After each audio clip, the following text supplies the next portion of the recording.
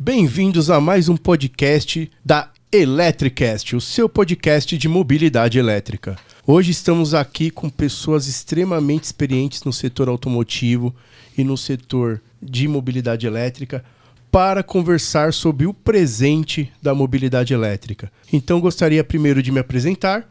Eu sou o Evandro Mendes, fundador e CEO da Elétricos, startup especializada em infraestrutura de recarga para veículos elétricos, e estou com 3 brilhantes convidados aqui ao meu lado, que eu gostaria de apresentá-los. Então aqui do meu lado eu tenho o Adalberto Maluf. O Adalberto ele é diretor de marketing e sustentabilidade da BYD e também presidente da Associação Brasileira do Veículo Elétrico. Temos o André Maranhão, que é professor de pós-graduação da Universidade Tecnológica do Paraná e tem mais de 16 anos no mercado automotivo.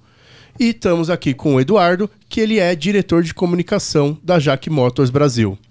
Sejam muito bem-vindos e eu gostaria de abrir o espaço para que vocês possam se apresentar um pouquinho melhor para as pessoas que estão nos assistindo ou nos ouvindo neste momento. Pode começar, Adalberto. Olá, Evandro. Primeiro queria agradecer o convite, né? A Electros está aqui com todos os meus amigos, né? Debatendo esse tema tão relevante.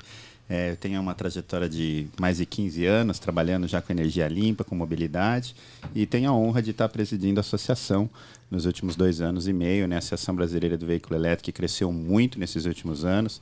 A gente saiu de 30 e poucos associados há 2 anos atrás para mais de 110 associados, o que mostra a pujança desse setor, né, Evandro? O crescimento não só dos veículos, bicicleta, patinete, caminhão, ônibus, mas também na infraestrutura de recarga, empresas de energia. É um ecossistema muito pujante. É muito bom estar aqui com vocês para a gente bater esse papo. Muito obrigado. Seja bem-vindo. Deixar a palavra agora um pouco com o André.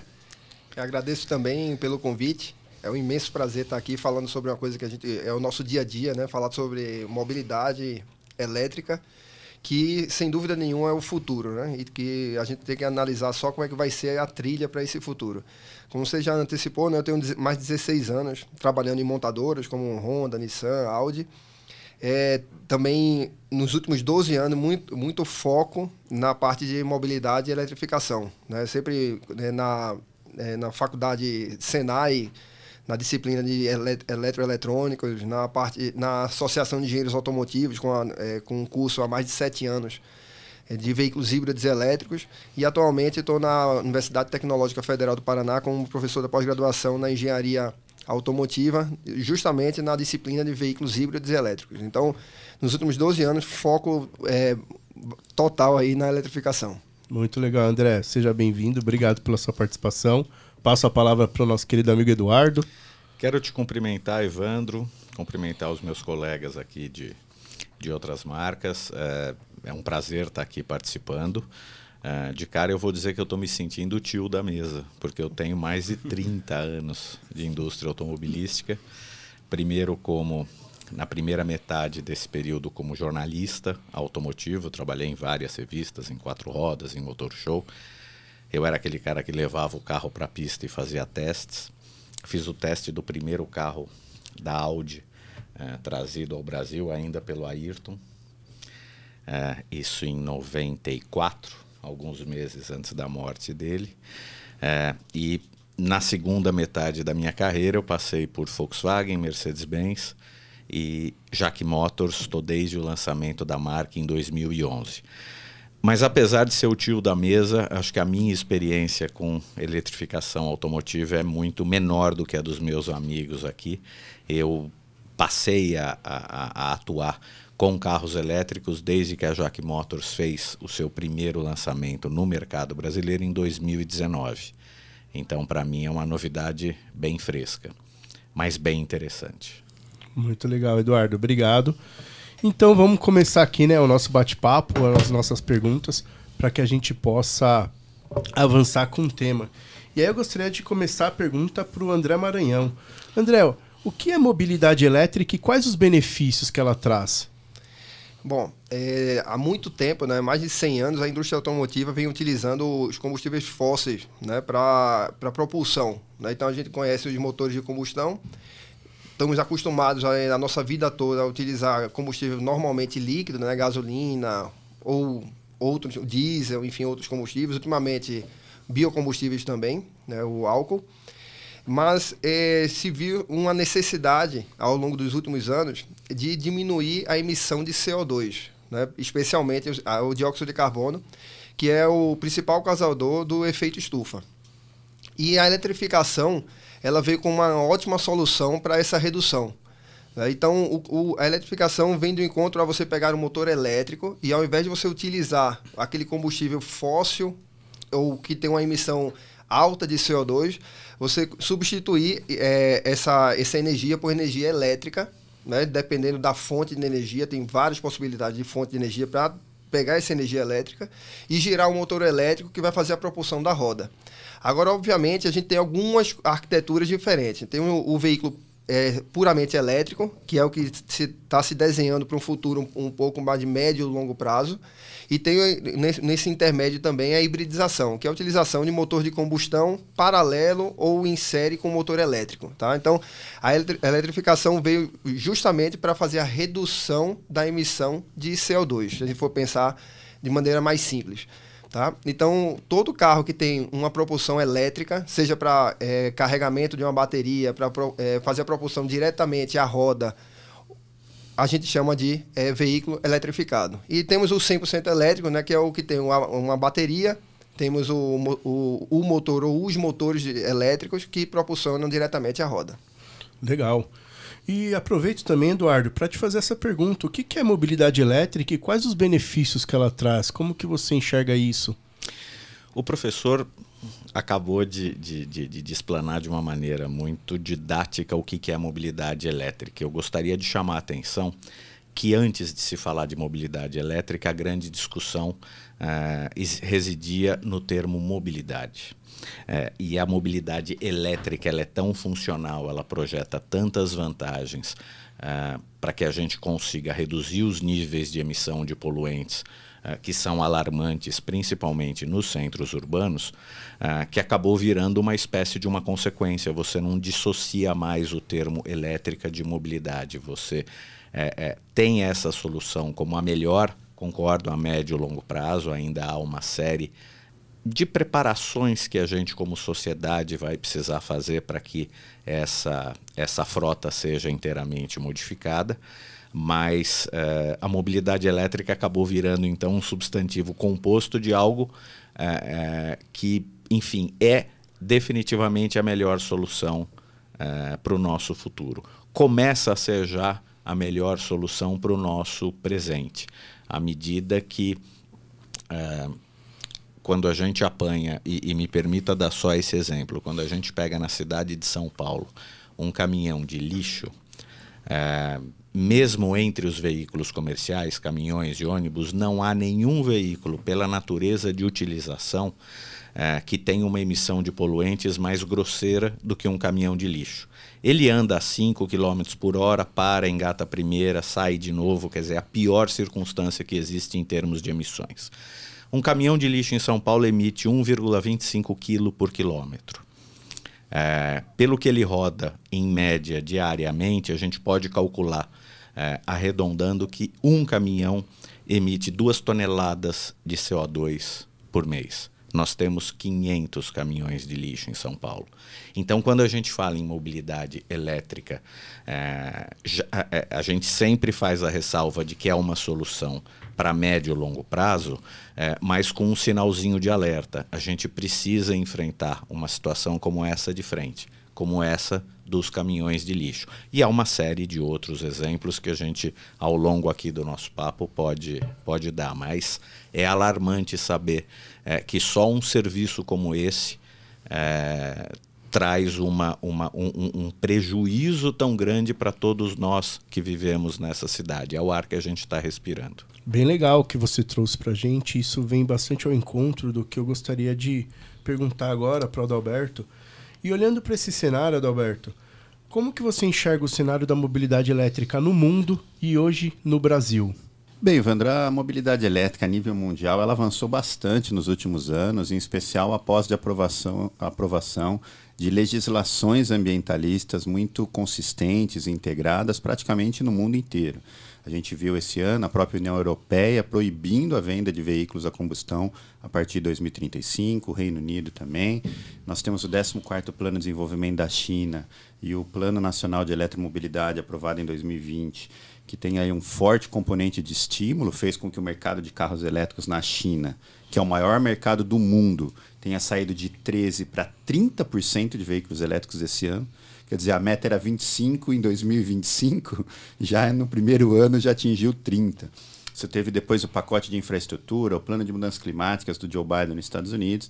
Então, hoje você tem muitas políticas de estímulos, o que nós chamamos dos New Green Deals, né? Os novos acordos, pacotes ambientais. Por outro lado, agendas ambientalistas muito fortes de reduzir a emissão de poluentes locais, de reduzir os gases de efeito estufa.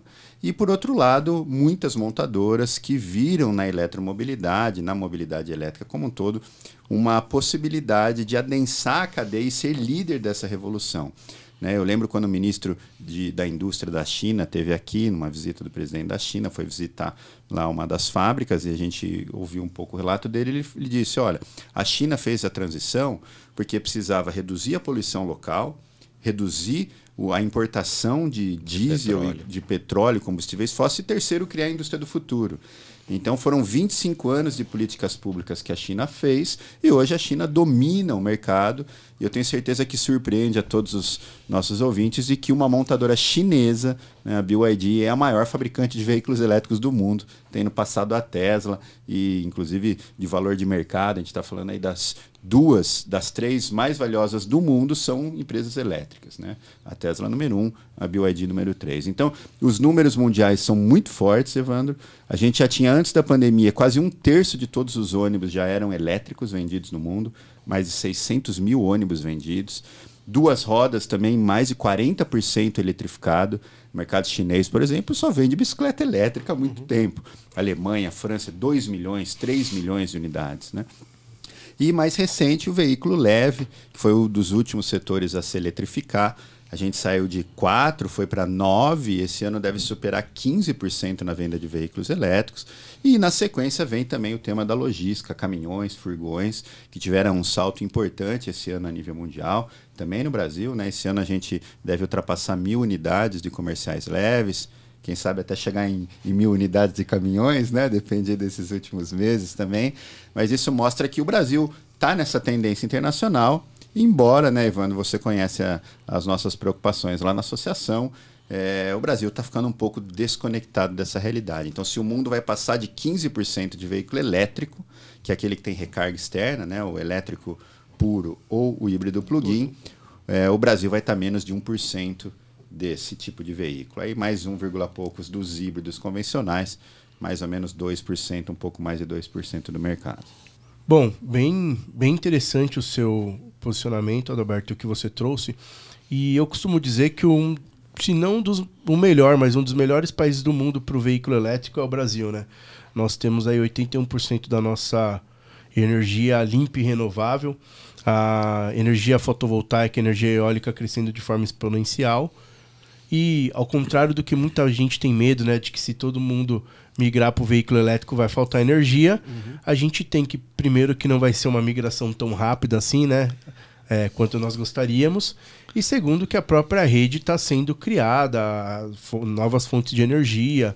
Hoje a gente tem aí eólica, fotovoltaica crescendo, a gente também vê um desenvolvimento de hidrogênio, que também tem seu mercado, a gente tem o desenvolvimento das células combustível com etanol, que também tem seu mercado.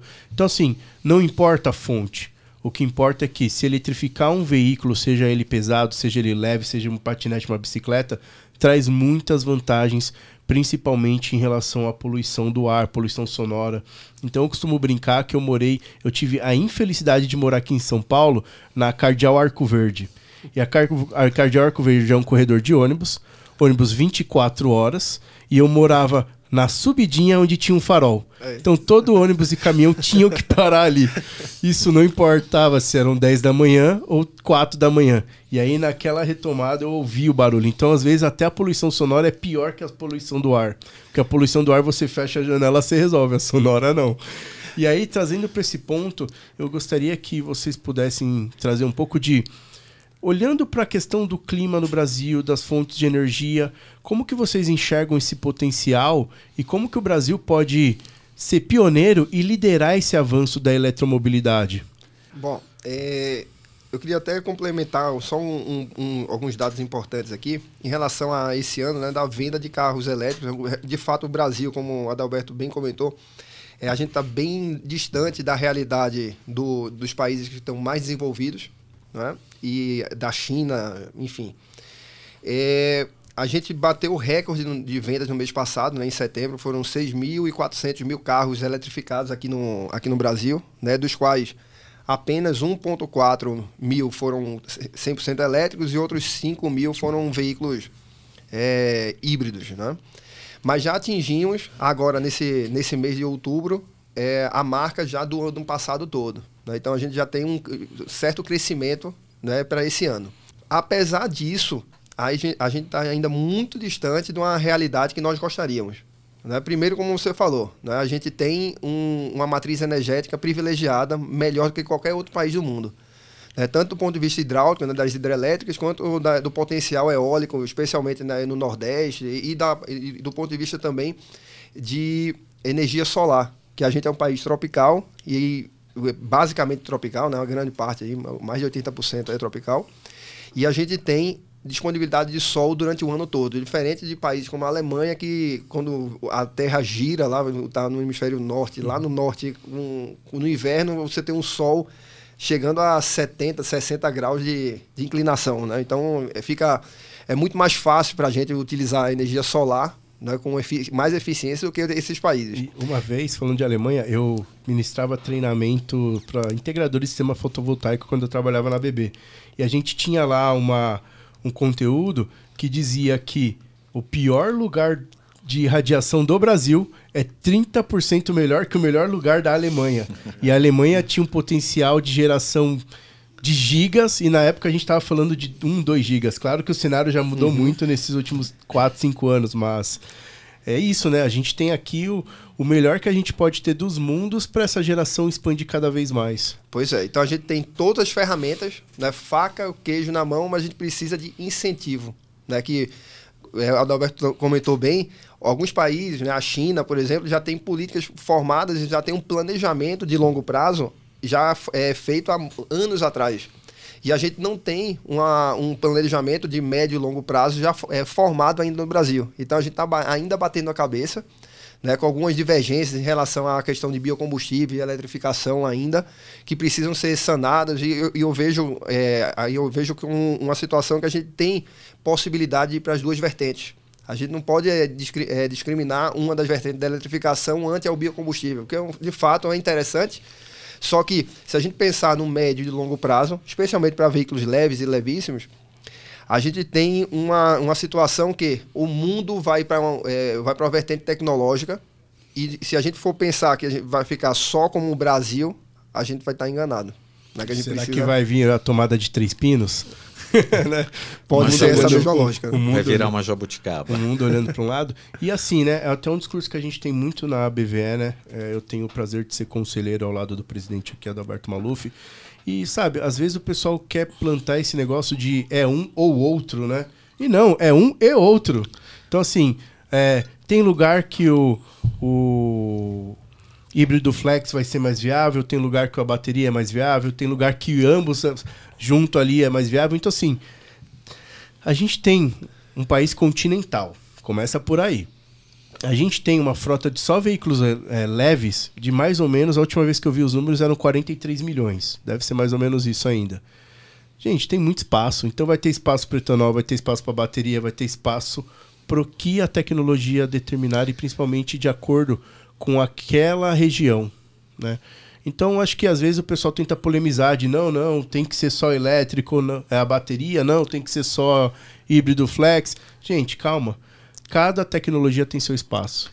Deixa eu trazer aqui, Evandro, alguns números que eventualmente vão contribuir, talvez nos deixem um pouco mais otimistas.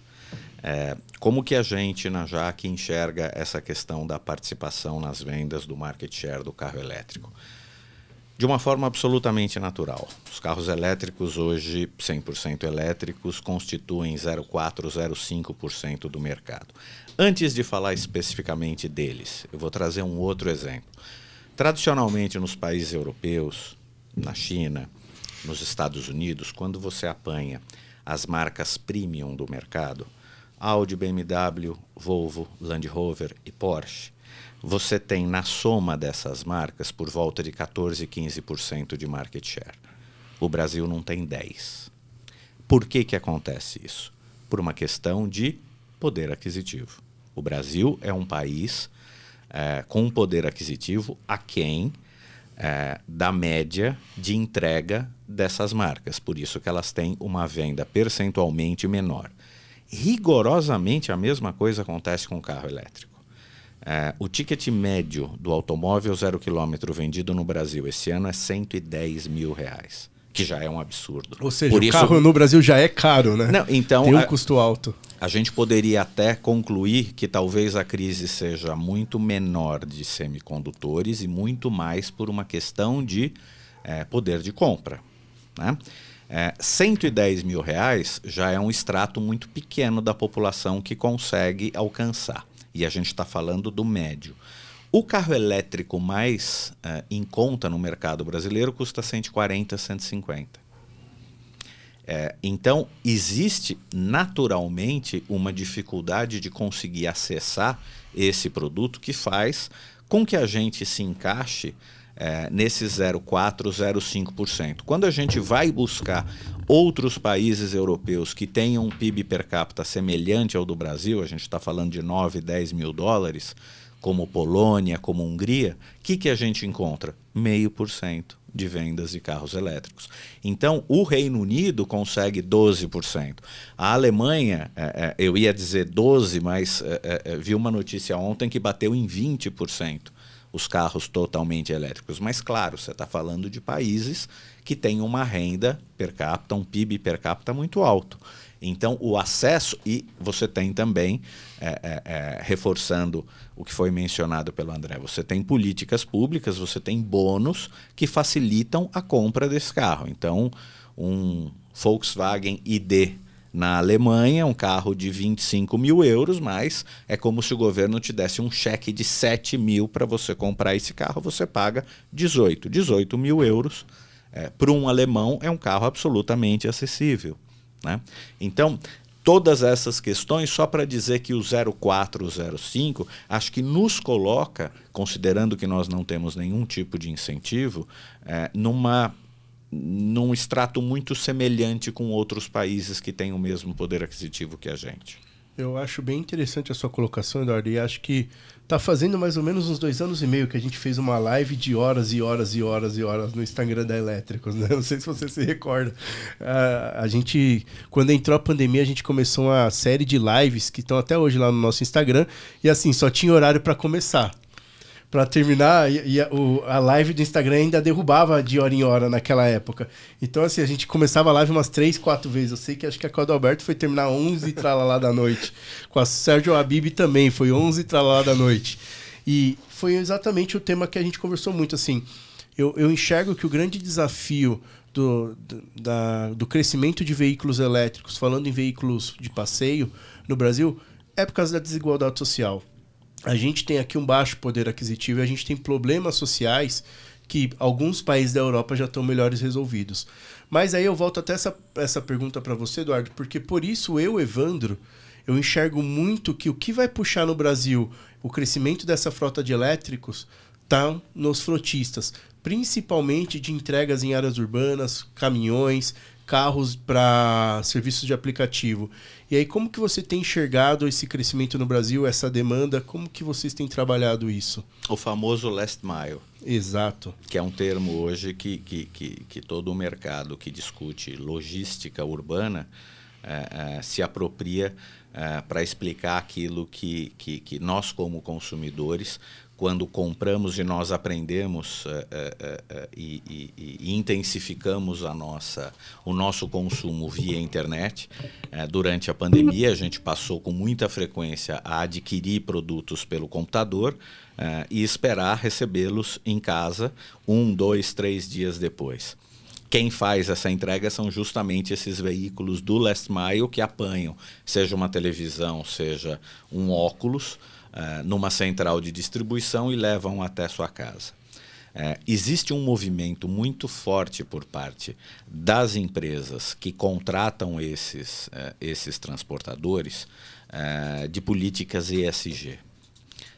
Essas políticas ESG, de uma forma muito simples até, elas se apropriam do carro elétrico como grandes eliminadores de emissão de carbono de cada uma delas. Então, imagina não vou nomear nenhum exemplo, mas vai ser muito fácil. Você compra uma televisão numa grande rede Magazine e espera que ela seja entregue na sua casa 24 horas depois. Essa empresa que tem como filosofia sustentável apresentar números cada vez menores de emissão de poluentes, seja porque ela já está listada em bolsa ou porque ela tem essa pretensão de um dia vir a ser, né? Então ela precisa reduzir a emissão dela. Se ela for fazer investimentos em toda a cadeia que aí é uma rede varejista, não vamos falar em cadeia de produção, mas enfim, uma maneira muito simples é ela trocar a frota. Então ela tem uma frota de caminhões urbanos, caminhões baú, que ela sai para entregar 20 televisões no mesmo dia. Se esse caminhão deixar de rodar durante um mês, ela ganhou quantas toneladas de emissão. Então o que ela faz? Ela compra ou ela pede que o transportador, ela exige que o transportador adquira um caminhão elétrico. A JAC Motors fez o lançamento do primeiro caminhão elétrico já na estreia de todos os modelos, lá em 2019. Eles efetivamente começaram a ser entregues em 2020. E eu diria que é um dos principais cases de sucesso da frota de elétricos da JAC Motors, mais até do que alguns automóveis de passeio. A procura por parte dos frotistas, dos transportadores, tem sido bastante expressiva. Eu te diria que não são nem 6, nem 8, nem 10 clientes que já compraram um número de 50 unidades para cima. Então, é muito expressivo de fato. E é bem interessante porque nós somos responsáveis pela infraestrutura de parte desses caminhões que estão na rua e a gente tem o contato diário com o transportador. Então, por exemplo, a gente carrega uma frota do mesmo cliente, 12 veículos elétricos que estão localizados aqui no centro de distribuição em Guarulhos e tem mais 4 no Rio de Janeiro. E é impressionante a hora que se compara o quanto ele gastaria de diesel, principalmente nesse momento que o diesel está valendo ouro, com quanto ele está gastando de energia. Então, para cada caminhão, ele trocou uma conta de mais ou menos entre 5 a 6 mil reais por mês de diesel para gastar mais ou menos R$1.000 de energia. E fora que o que tem se percebido é que a disponibilidade do caminhão também é muito maior, porque você para menos para fazer manutenções. Exato. E aí, ainda nessa pergunta, eu acho muito legal o que você trouxe, porque é sábado que 5% da frota, que são caminhões e ônibus, correspondem a 50% da poluição. E a gente vê aí projetos bem legais com caminhões elétricos, que eu sei que a BID também, né, tá trabalhando, mas também tem um know-how muito forte na parte de ônibus, né, Adalberto? E como que você enxerga essa questão das frotas de ônibus elétricos no Brasil? Quais os desafios e como que a gente poderia crescer esse número? Porque aí vai vir para um pensamento meu, tá? Mas se tem um transporte que eu enxergo que deveria ser o primeiro a ser subsidiado, é o ônibus. Você atende a massa, você melhora o conforto, você tem uma experiência do usuário muito melhor, uma previsibilidade do ônibus não quebrar. E como que você enxerga, estando na ponta como um fabricante de ônibus, esses benefícios que poderia trazer para o Brasil e os desafios? Evandro, realmente, o ônibus foi escolhido pelo mundo como o primeiro setor a se eletrificar. Seja porque o poder público tem a caneta na mão que consegue fazer, então é mais fácil. Caso de São Paulo, você tem lá 8 operadores e 40 garagens. É muito mais fácil para a prefeitura lidar com um número menor de atores do que, eventualmente, vamos eletrificar todas as motos da cidade. né? Então, isso foi um processo natural. Eu estava lá na COP de Paris, em 2016, naquela foto emblemática dos 1.001 prefeitos na escadaria, né? Eu estava ali nos bastidores. E eu lembro que naquele dia foi anunciado metas bastante ambiciosas de muitas prefeituras, né? Paris era 80% de ônibus elétrico até 2030, Londres, Nova York, Los Angeles foram para 100%, né? 100%. Los Angeles tinha ido para o gás, depois trocou 100% para o elétrico. Então essas frotas estão acontecendo a nível mundial. Aqui na América Latina a gente já está falando de mais de 3.000 ônibus elétricos rodando. Santiago e Bogotá na Colômbia são as duas líderes, estão brigando ali para quem fica com as maiores frotas, 1.200, agora 1.500, né? E o Brasil, infelizmente, que já foi um protagonista, né? O Brasil desenvolveu os corredores de ônibus, os famosos Bus Rapid Transit, né? Os BRTs, lá na época do Jaime Lerner. Fomos pioneiros na integração da política pública de uso do solo, habitação, transporte com a mobilidade. Então o Brasil começou muito bem nessa área.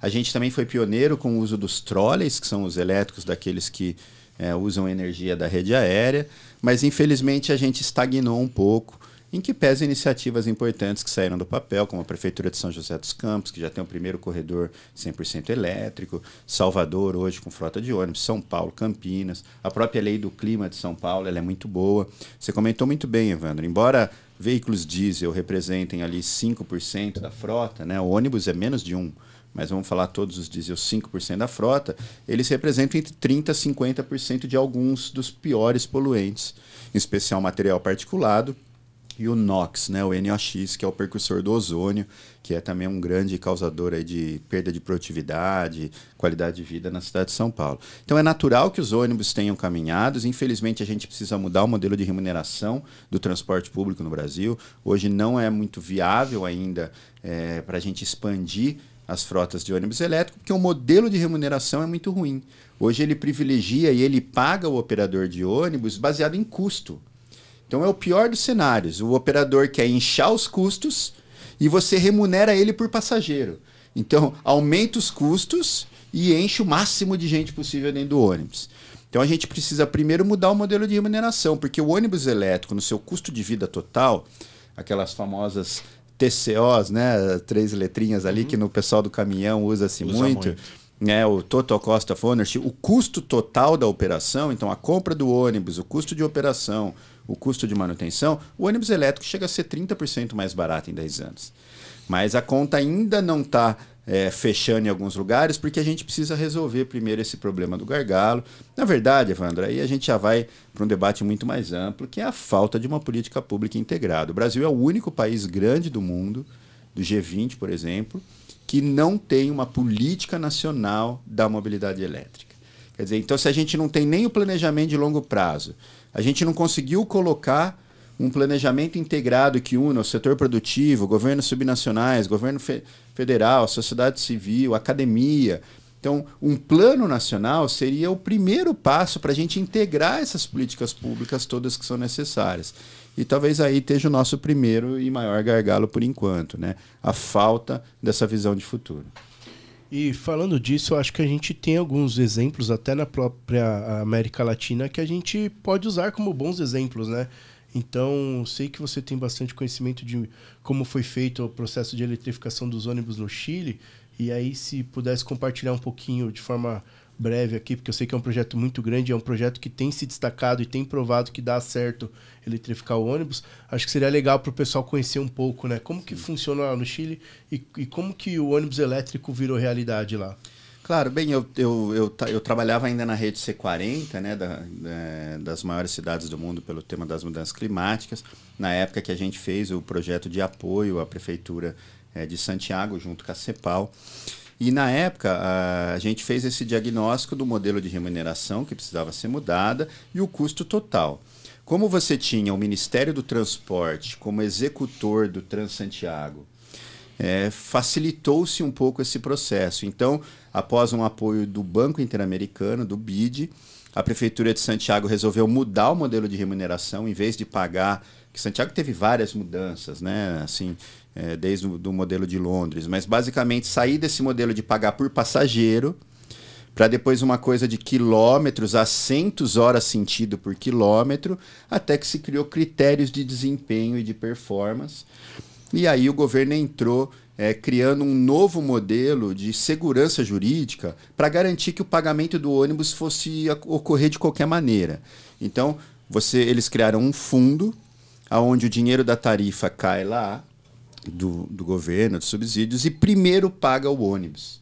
Foi uma medida para, ao retirar o risco da inadimplência do ônibus, você reduz a taxa de juros, reduz o risco e traz atores grandes. Então, na licitação que foi feita em Santiago para a compra dos lotes de ônibus, quem entrou foram grandes grupos de energia do mundo. Então, você tem lá a Enel, a Engie, né? A Enel comprou uma frota grande de ônibus da BYD, aí ela vai lá, faz a infraestrutura de recarga, faz o sistema solar e aluga o ônibus para a prefeitura, para o operador, mais barato do que a prefeitura pagava antes se esse operador tivesse que comprar.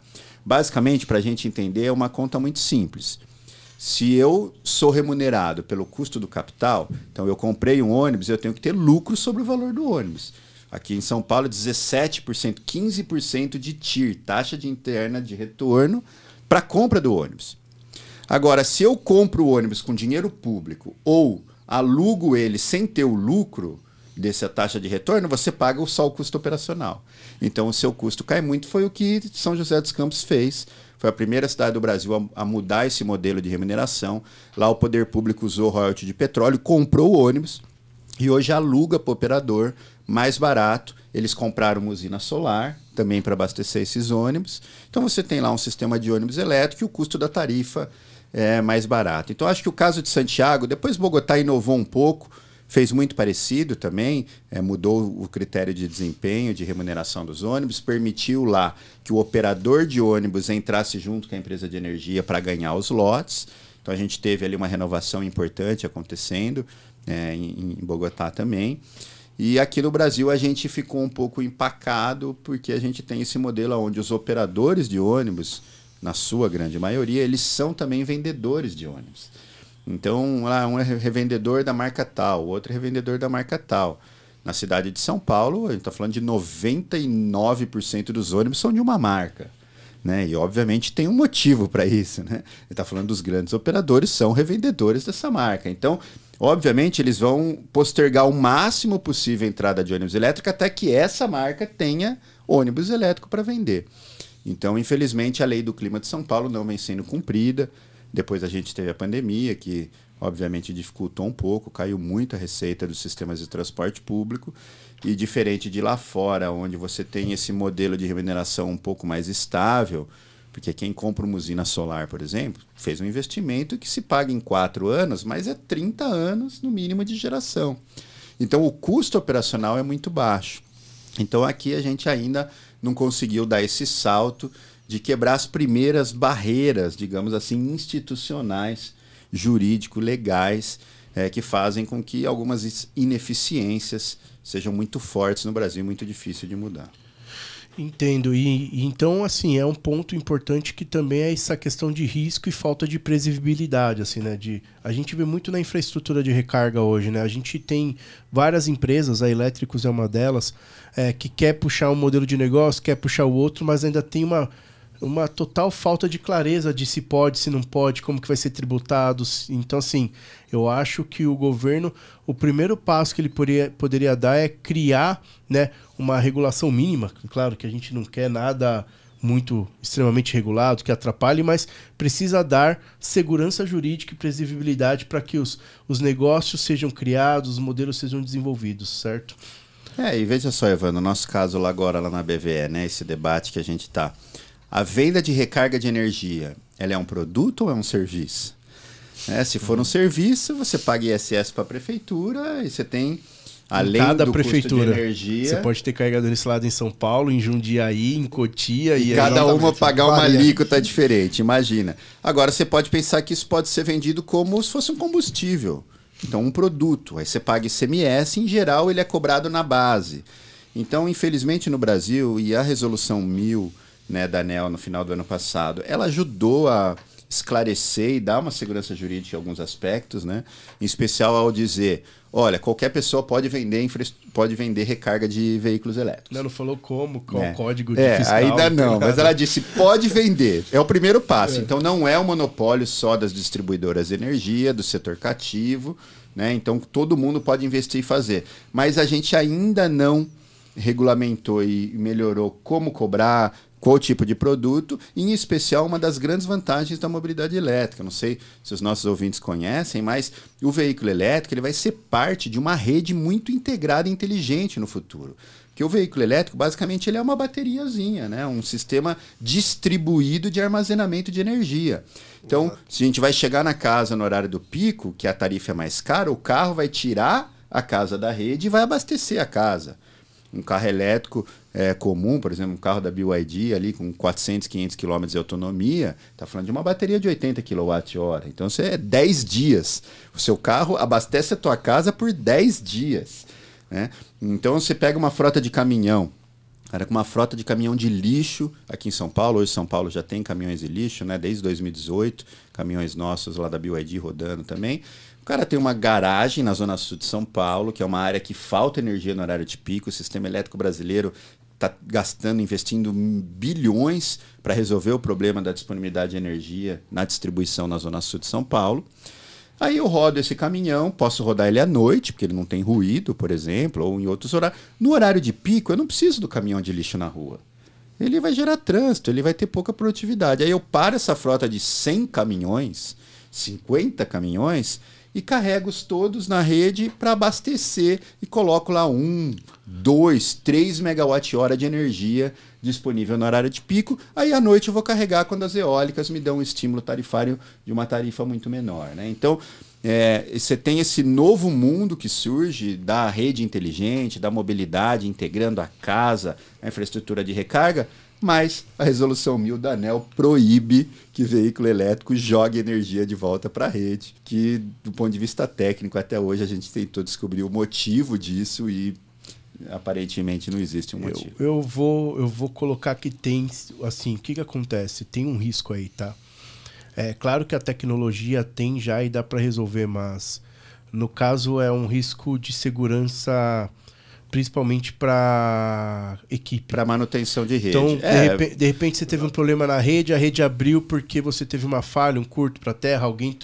E aí você pega um veículo, assim como o gerador fotovoltaico, que alimenta essa falha, você leva um potencial risco de acidente. Quando eu trabalhei na Eletropaulo, fui engenheiro lá, eu lembro que teve um episódio que só não teve um acidente grave com a nossa equipe de manutenção, porque a Eletropaulo tinha procedimentos e processos muito bem definidos, muito bem criteriosos e muito rígidos.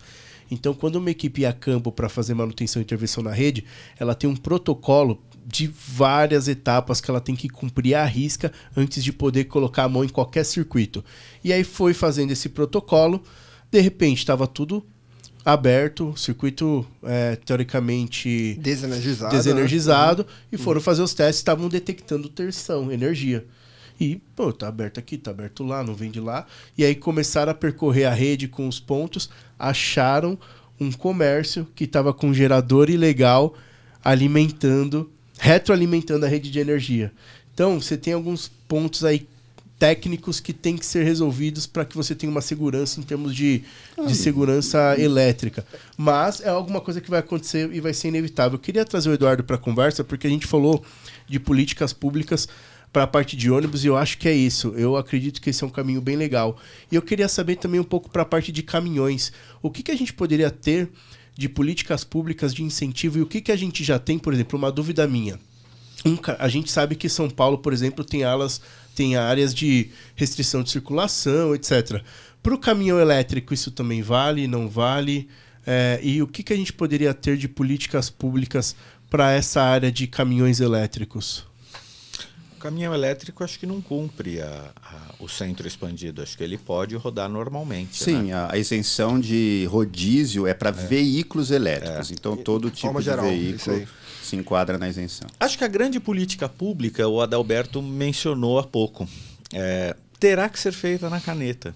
E isso não vai acontecer só no Brasil. Isso vai acontecer primeiramente nos grandes centros europeus, nas grandes metrópoles europeias, onde já começa a haver algum movimento de se proibir a circulação de veículos de carga nos centros expandidos das grandes cidades. Em algum momento, nós imaginamos que isso acabará acontecendo numa cidade como São Paulo, no Rio de Janeiro, principalmente nas grandes metrópoles brasileiras.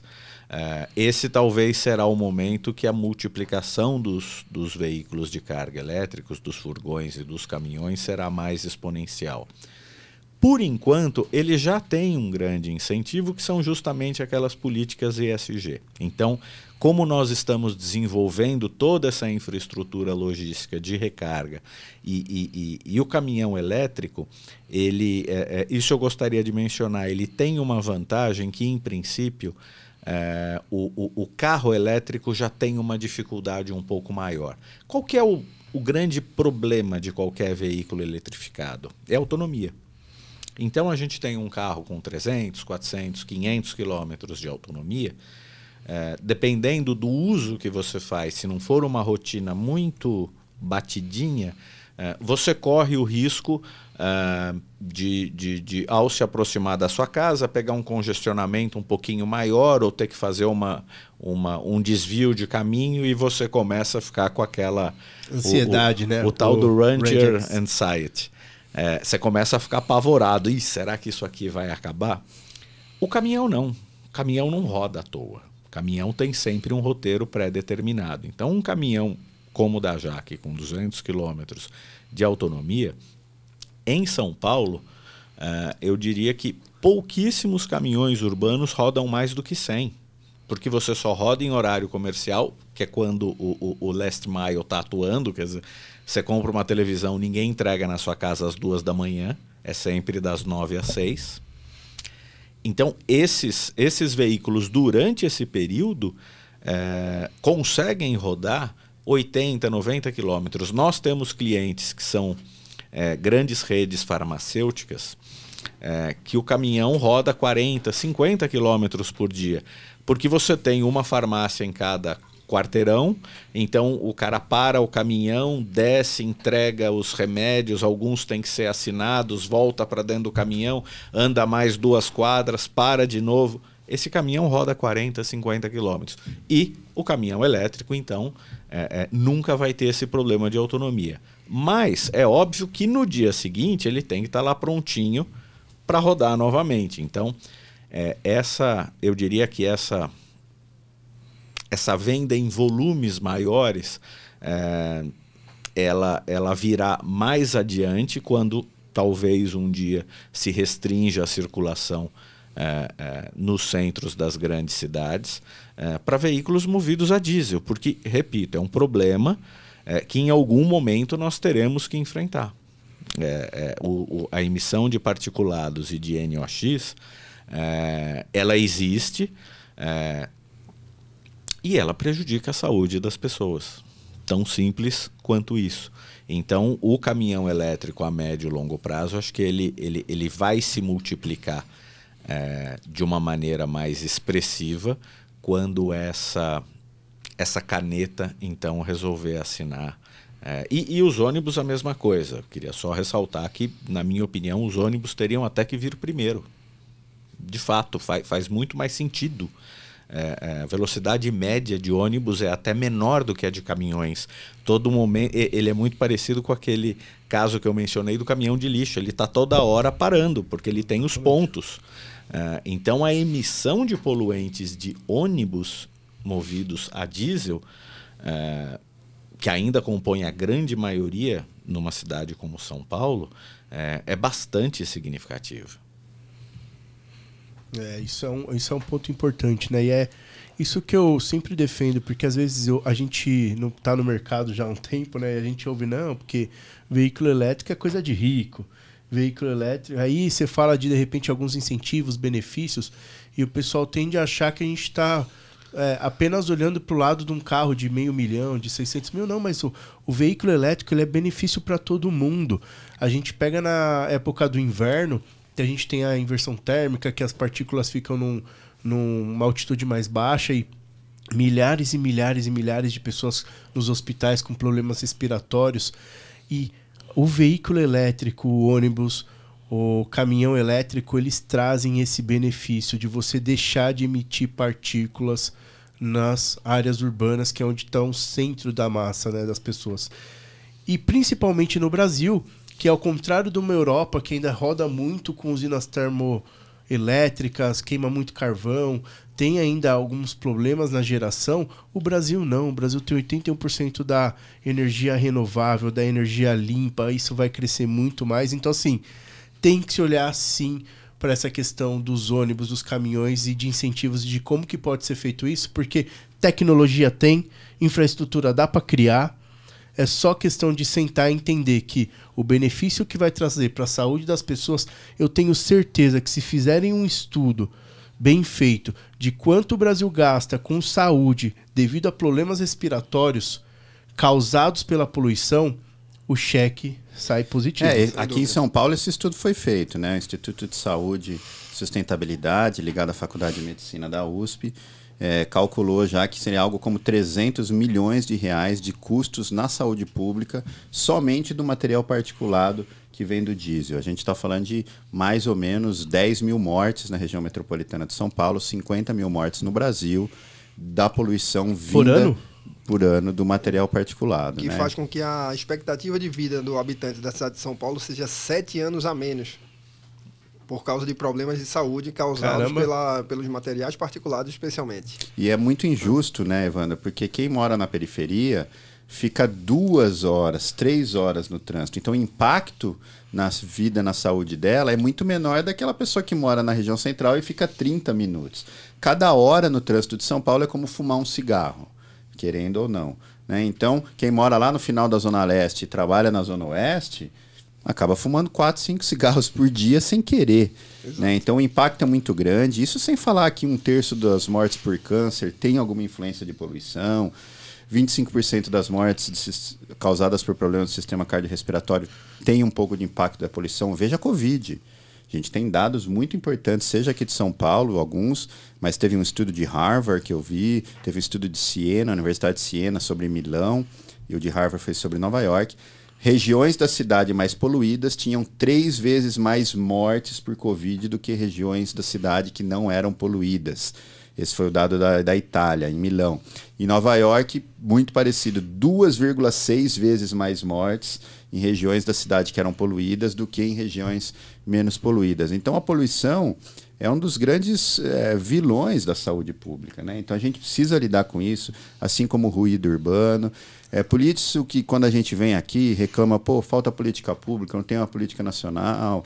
Mas a gente está falando de coisa básica, de isonomia. Um carro elétrico, todo mundo aqui sabe, paga mais imposto do que um carro a combustão. Isso é um absurdo. Faz sentido, uma bicicleta elétrica pagava 35 de IPI, enquanto uma bicicleta comum paga 7,5. É uma coisa de maluco, não faz sentido nenhum. Então a gente está falando do Brasil, que já foi o 6º maior parque produtivo de veículo do mundo, caiu para 10º. A gente teve 5 grandes fábricas fechando no Brasil nos últimos anos. O mundo tem mais ou menos de capacidade de produção 140 milhões e vai vender 80 milhões. Então, 40% das fábricas do mundo vão fechar nos próximos anos.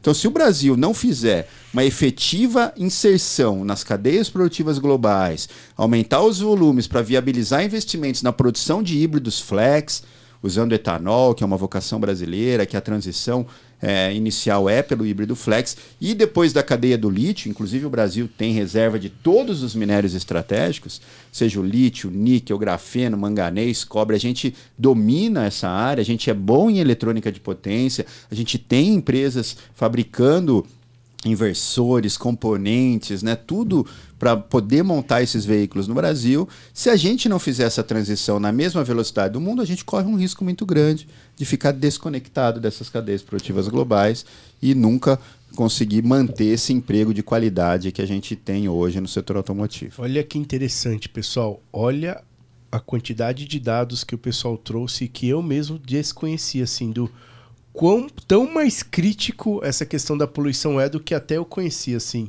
Somos todos fumantes. Quem mora em São Paulo? É só você chegar de avião aqui em Congonhas, né? E descer e ver aquela névoa. Aquela névoa marrom, meio acinzentada. Mesmo num dia bem claro, né? Exatamente. É aquilo que você vai respirar durante o teu dia. E, Evandro, eu não ia falar nada, mas se você morou... Eu pegava ônibus ali da Cardeal, já peguei. Se você morava naquela subidinha da Cardeal ali, você deve ter fumado uma meia dúzia de cigarro todo dia ali, sem saber. Foi, acho que talvez até mais. Eu tenho uma... Eu queria seguir agora com uma pergunta pro André, que eu sei que o André trabalhou muito tempo com treinamento, né, André? O veículo elétrico traz uma coisa nova também na questão de geração de emprego, de novos desafios.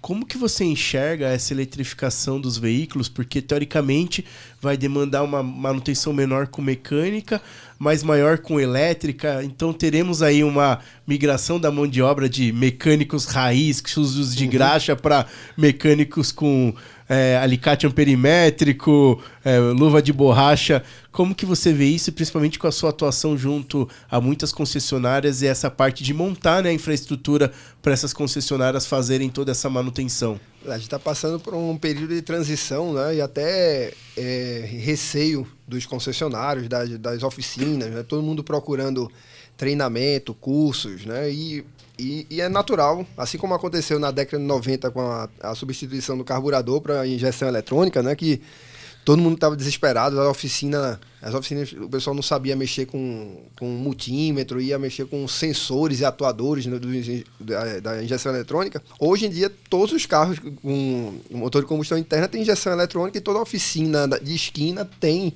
um técnico, né, um mecânico que sabe mexer naquele tipo de equipamento. Então está acontecendo a mesma coisa agora com a eletrificação, né? Então os técnicos, mecânicos, eletricistas não estão acostumados a mexer com esse tipo de tecnologia. Então a gente precisa formar, né, uma base para que eles possam mexer nesses sistemas. Com um ponto importante que na injeção eletrônica, quando ele levava um choque lá no cabo de vela, na época, era só um susto. Agora ele... É bom que eles não mexam até aprenderem e estarem devidamente instrumentados, parametrados com as EPIs corretas. Exatamente. Né? Tem que ter a utilização da NR10, né? E todos os parâmetros de segurança devem ser seguidos. Então, o técnico, o mecânico que recebe um carro com uma alta tensão, ele não pode, sem experiência, ir mexer lá na parte de alta tensão, sem um prévio treinamento, sem um prévio conhecimento. Tá? Então, a gente está nesse período de transição.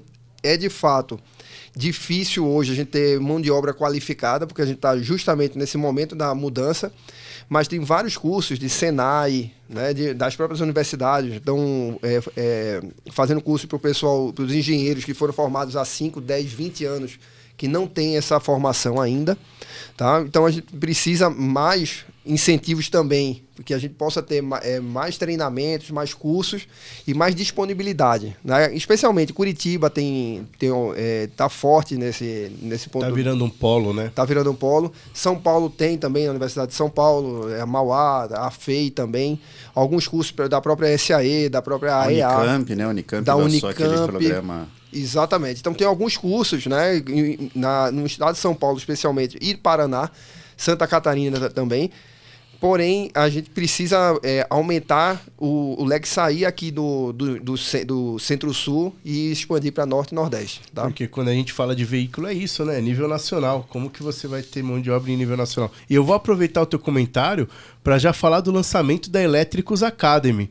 Então a gente aí está fazendo um trabalho bem intenso de que é justamente também para levar toda essa informação e conhecimento para as pessoas que querem entrar nesse mercado, principalmente de infraestrutura, de como que projeta, como que instala, como que faz manutenção nos carregadores, porque a gente vê que quando a gente fala de veículos, principalmente de passeio, mas também de frotas, você precisa ter uma infraestrutura ali mínima para atender uma emergência ou outra, ou até para um frotista que queira expandir um pouquinho o raio de cobertura que ele vai. Então, por exemplo, a gente tem alguns clientes que falam, poxa, o caminhão me atende muito bem, mas se eu tivesse um carregadorzinho ali que eu pudesse dar uma carga em 1 hora nele, eu podia ir além.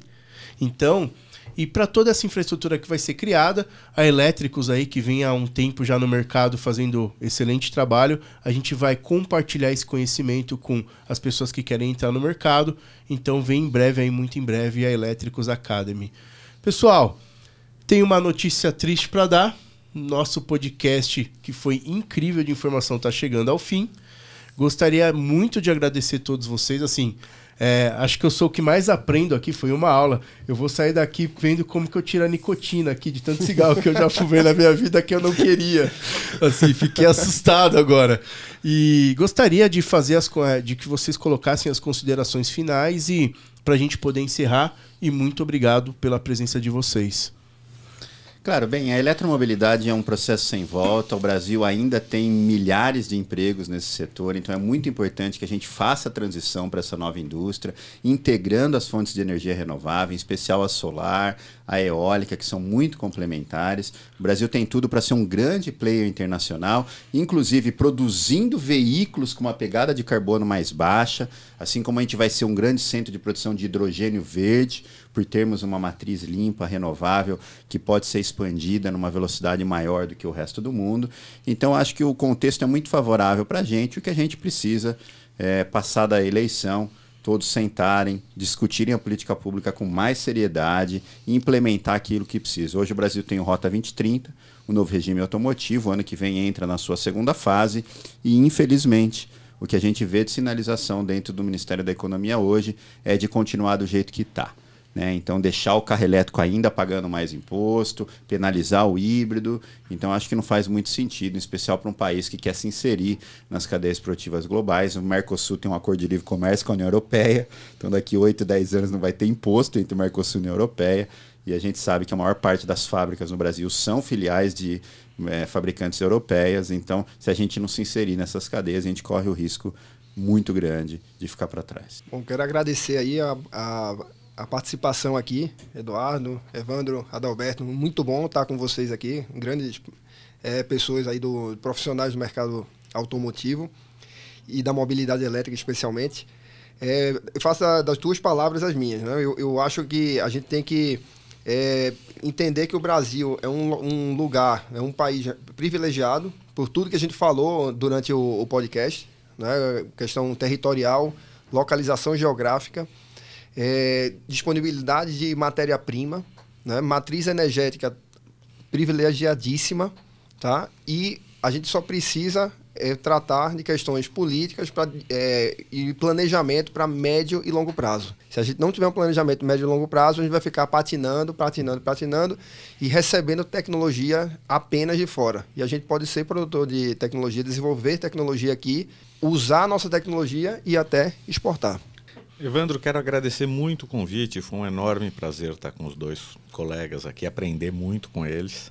A JAC Motors fez uma aposta muito ousada 3 anos atrás, quando ela quis trazer não apenas um modelo, mas uma linha de veículos elétricos, que na época era composta apenas de carros de passeio, de uma picape e um caminhão. Hoje já foram 13 lançamentos, dos quais 11 modelos continuam sendo regularmente vendidos no mercado brasileiro. É um caminho sem volta, é uma aposta sem volta. Acreditamos muito que o carro elétrico ele é um futuro, mas um futuro para logo mais. Você mencionava há pouco que existe essa brincadeira de que o carro elétrico é para rico. Tem um modelo da JAC Motors que mais de 60% das vendas já são feitas para motoristas de aplicativos, para Uber. Então, essa realidade, o carro elétrico traz muito essa quebra acentuada de vários paradigmas. Obrigado pelo convite, estaremos à disposição sempre que você nos convidar. Eu que agradeço a participação de todos vocês. É isso, pessoal. Carro elétrico já é presente. Carro, caminhão, ônibus. Vamos já lembrar que o metrô é elétrico, né? Então, e para você que gostou, dê um like aí no nosso canal, aperte o sininho para receber os próximos e sejam muito bem-vindos ao Electricast, o seu podcast de mobilidade elétrica.